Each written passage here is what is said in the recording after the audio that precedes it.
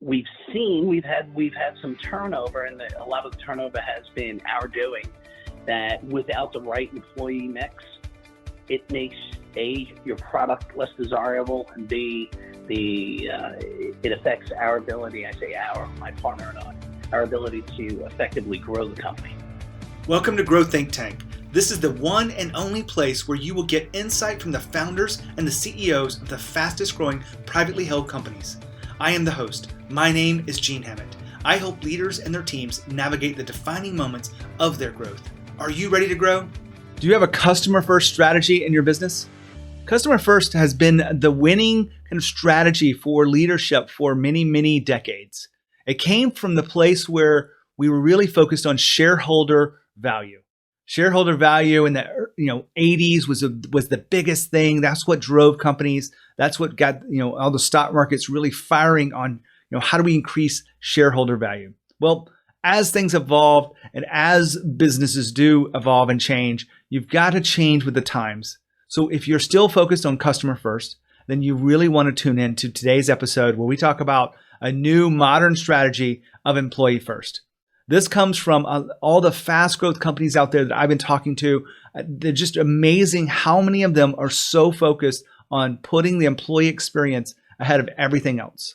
Now, if you look at the extremes of this, you definitely have to have customers, right? And you can't just do it alone. So you have to have employees. But when you really get into the nitty gritty and you look at the details of how the structure works and how leadership specifically works, is employee first is winning out.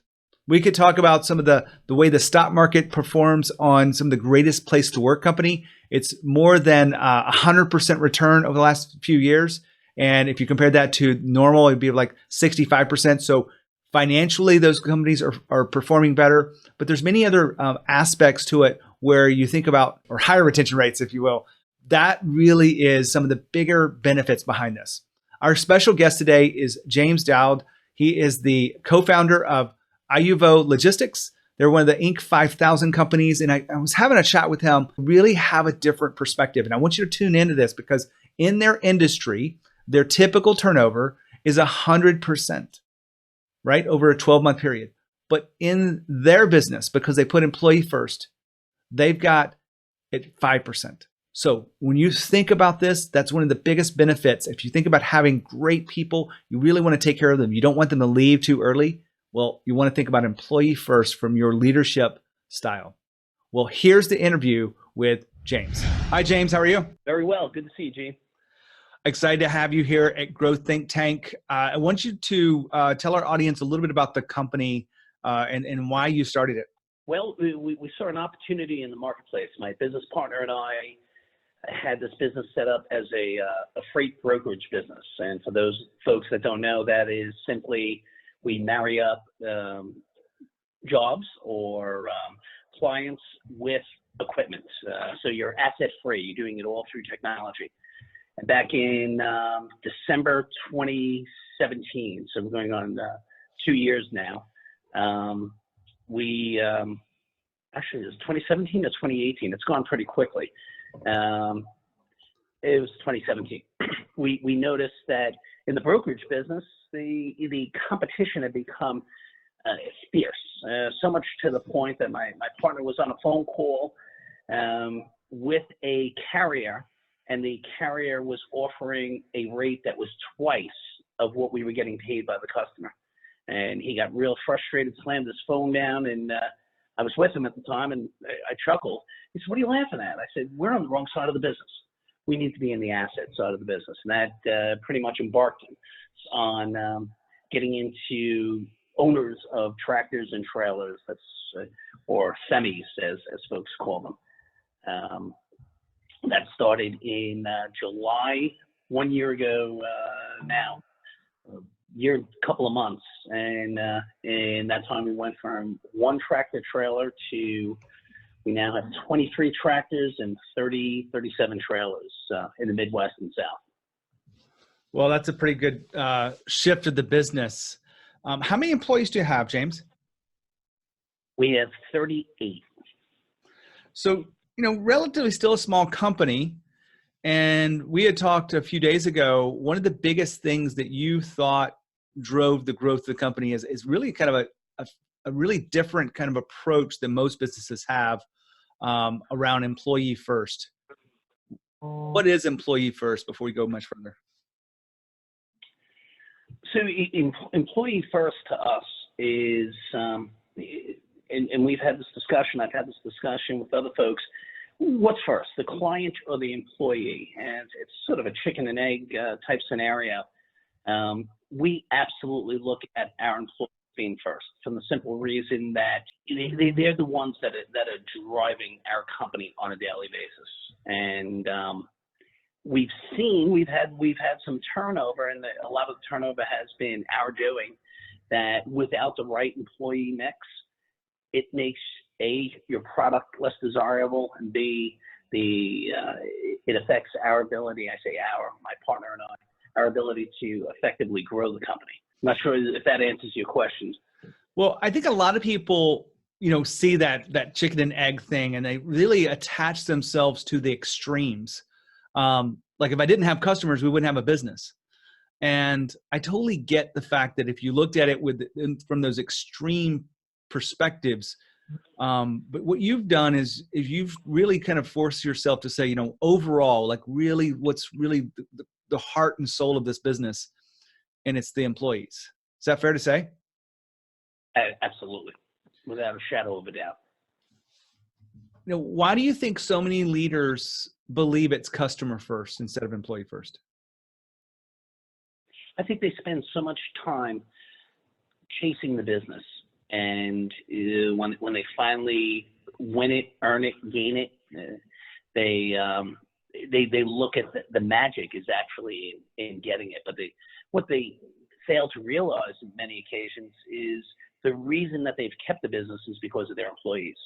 I've been in other companies where that I've owned that I've lost business that I had real strong relationships with the decision makers because of something an employee did or didn't do.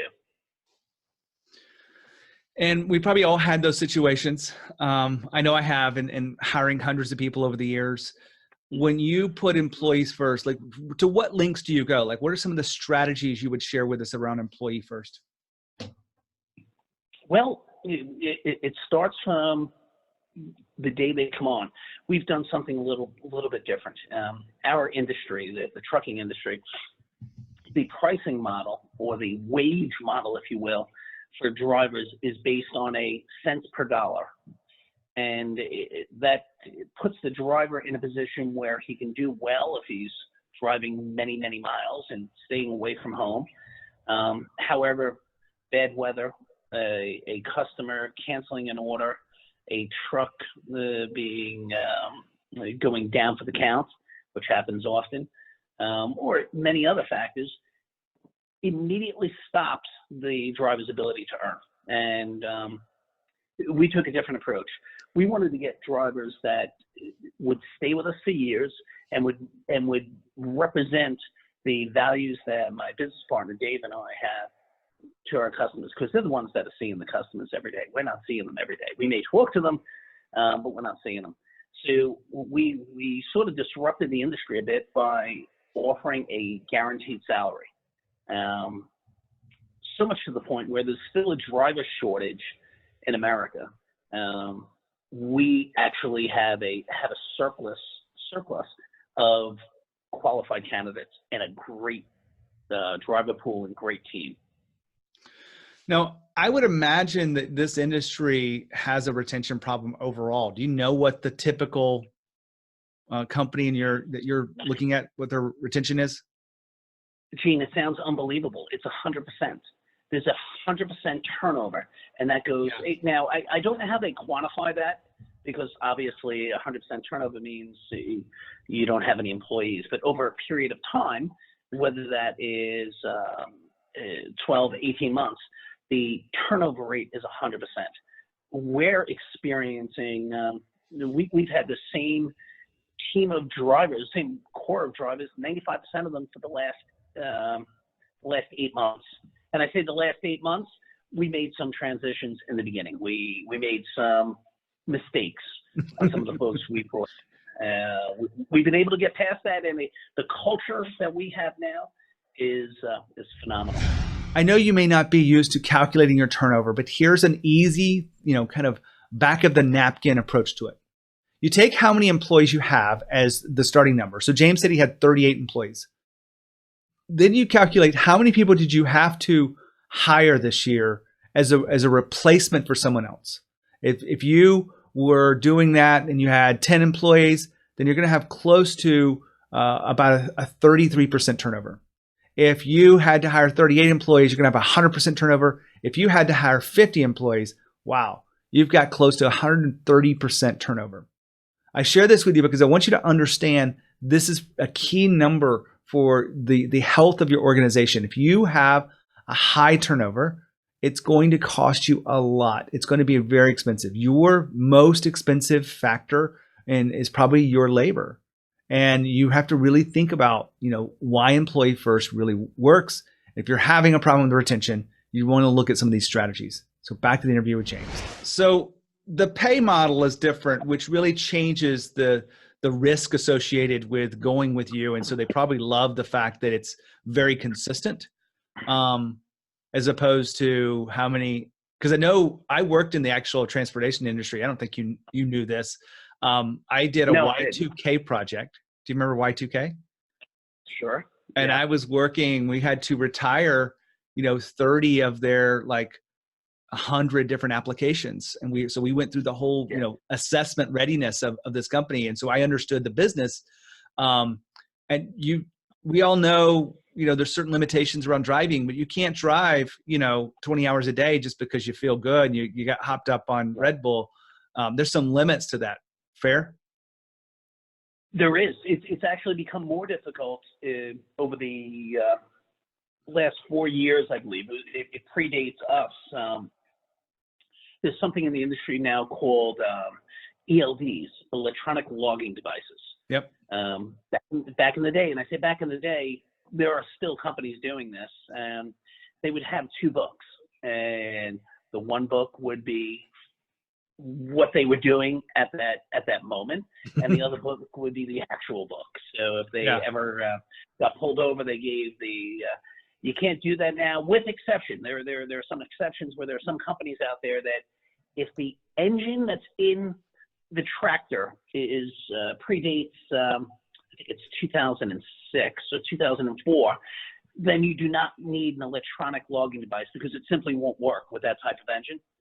So companies have now gone to the length of they'll buy a new shell for a tractor, put an old rebuilt engine in, and they can still run under the old method, which is the books. Well, let's dive into some of the other strategies you've run to create this employee first, because I want people to understand that you see this differently. So what else would you say has been beneficial for your employee first strategy? From a communication standpoint, I can think of an instance we had brought on a new manager with 18 years experience with FedEx, and we were able to pull him away. And at a meeting, a driver meeting that I was introducing him down in Weston, Tennessee, I announced that I was looking at, and we were pretty close to acquiring forward-facing cameras and potentially inward-facing cameras, and the room just disrupted. They didn't want that. They're professional drivers. And I shared a story where there are a lot of Eastern European, and why do I say Eastern European? Because those are the ones that are doing it most often. Scams on interstates across the country, where they'll purposely get into an accident with a tractor trailer, knowing the insurance companies are just going to pay, and if it's a big company. So the gentleman we hired from FedEx shared a story where it was the same reaction with his drivers. They didn't want it. The first day, a guy is on an entrance ramp. A car pulls up in front of him on the entrance ramp, jams on its brakes. It hits him, goes another 30 feet. He does it again. It hits him again, pulls over, calls 911, and he gets out holding his neck. The state trooper comes. Everybody knows you hit somebody in the rear, you're always in the wrong. He shows the state trooper the video. It gets sent to his phone from FedEx. shows the state trooper. He takes the driver who did it, puts him in handcuffs, takes him away, and told the driver of the truck this would not even count as an altercation with another vehicle, which is very important to drivers. So if you can explain certain things to them the right way, it really is to their benefit. Because if you're a good driver and you get into an accident and somebody shot out in front of you, you don't want it to be your word against anybody's. You want the evidence to be there. And so needless to say, all of our trucks now have forward-facing cameras, and the guys have warmly embraced it. And you're doing something also unprecedented. The level of access at which your employees have to you is pretty high, would you say? Well, my wife's here within earshot. She may think it's a bit too high or a bit too accessible, but yeah. These guys spend many hours on the road, and they can't watch TV while they're driving. At least hopefully they're not, and they're on the phone. So I speak to probably every one of our drivers at least at one point in time over each 2-week period. Let's pause here for a second. Communication in our organizations is often overlooked. We just expect that we are talking to each other. We are sending emails. But how clear are you about the communication that you have? Are you truly communicating in a way that people are inspired and truly understand what you expect of them? I work all the time with my leaders about how to improve their conversations on expectations. And if you are struggling with that at all, I'd love to talk to you. There's certainly something I can share with you that would help. Now, back to the interview with James. I know we've been kind of going through this, but when you were looking at creating a business with employee first, did anyone call you kind of crazy or tell you you're wrong? Oh yeah. But I went out to dinner with an owner of a competitor, much larger, in Tennessee, and he essentially said, "We're going to fail." He said, "Drivers will take advantage of you. The productivity will." Now, part of what he said had merit. We've had to sort of let folks know that you have to make every attempt to work. We're not going to pay you if the ability for you to drive is there, and they get that. But yeah, he was one. Our insurance broker at the time said he had never heard of that and made a snide remark to us saying, "There's probably a reason I never heard of it."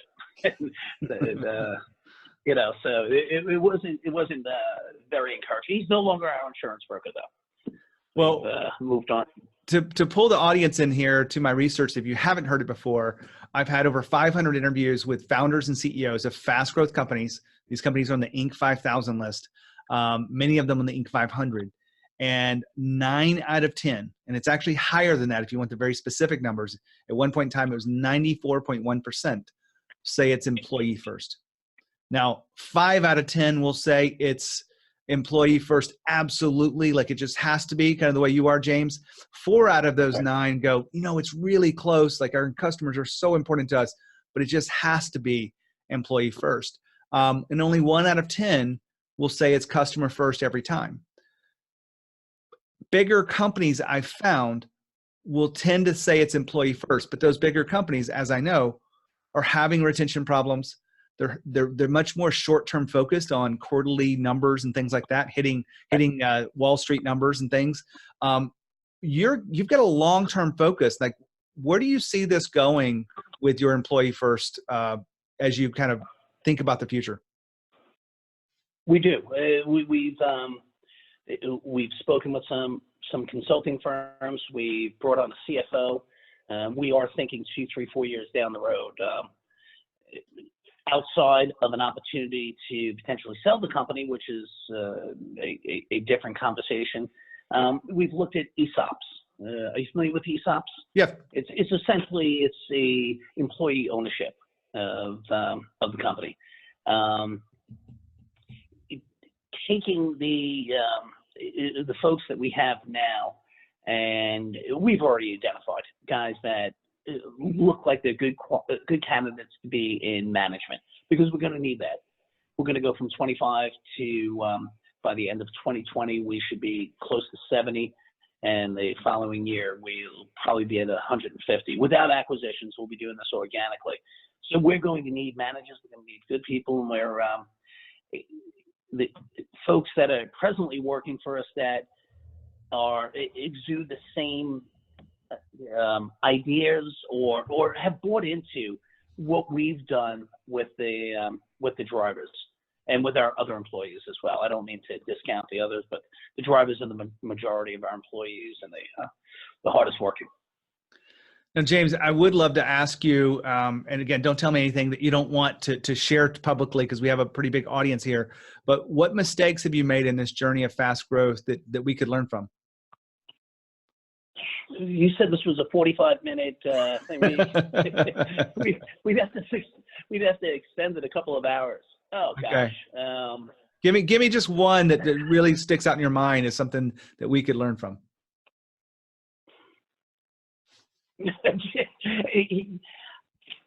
Oh man, there are so many, and I want to give I guess insurance. We were told that if you grow too quickly, the insurance company will drop you, or a insurance company will drop you. We poo-pooed that. So that's not. Our premiums are going up each month. Lo and behold, March of this past year, with 30-day notice, they dropped us, and it was more than just going out and getting new trucks. We had to switch from our leased trucks over to rented trucks, and we lost over the period of 2 weeks about 150, 170,000 for a new company. That's a real gut punch. In addition to that, what would we have done differently? We just purchased our trucks, and not that we had only 1 foot in. Both my partner and I, we went into this, savings and not taking salaries and everything else that entrepreneurs do in a startup. But I would have worked faster to purchase our own trucks. A couple of things happened. Your costs go down because it's the equivalent if you rented a car or you owned a car. Of course, a rental is going to be more expensive. Also, your insurance goes down dramatically when you own it, because you're insuring it for the value of the note they have with the bank, whereas a rental entity, whether it be Penske or Ryder or one of those, they're insuring it for the depreciation value, which is always going to be higher. So those are two, and there are probably another 50 that are in there. But I truly believe that going through that has made us better leaders for the future, for now and for the future. And we also appreciate it more, having those toe stubs. I want to ask you something about leadership. You have learned to lead through this team. Maybe you learned it from other places, but I'm really curious about the defining moments of your leadership as you've grown a fast growth company. The defining moments. Can you be more clear? Well, you did a big pivot, right? You had to go from one business model to another. So that was probably one defining moment. You probably had to change, deciding to really double down on this employee first. That was probably a defining moment. Right. Well, just tell us about something that you went through and kind of struggled your way to be the leader that you are today. Right. So if I came to work for you in your industry, you have a wealth of knowledge there, and you're relaxed about it because your experience is your knowledge base. So my partner and I started this company, and we're talking to drivers, we're interviewing drivers. We have zero experience in the industry, in the business, and even knowing about trucks. We could have went down the list of all the things we didn't know about. So it was important that they knew our commitment was there, because Lord knows our knowledge base wasn't there. And then from that point, I would ask a ton of questions. So much to the point that wanting to know what their jobs are about and how to do it better, that I've actually passed my test for a CDL permit. I don't know if I'm going to be driving over the road, but I need to know what these guys are going through. Oh man, they love that. That spread like wildfire. I was getting calls saying, "You're coming out with me now. We're going on the road." So my wife heard that as well. She said, "Yeah, I could really be doing that." But, well, I can appreciate your commitment to your team, to the employees. One last thing I want to ask you: what have you seen as the overall benefits of an employee-first approach?